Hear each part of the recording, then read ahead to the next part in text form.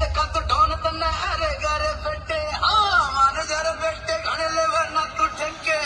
कितका तू ढोन तन्ने अरे गरे बेटे खेल खेलेगा खिलाड़ी यार साफ रहेगा बाप तो बाप रहेगा बाप तो बाप रहेगा बाप तो बाप रहेगा बाप तो बाप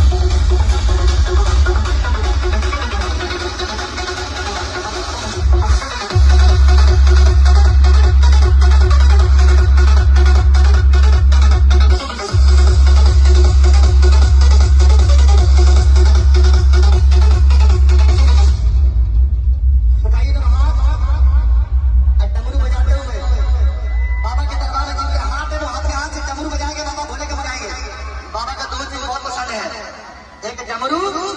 और एक रुकिया बता के तुम हाथ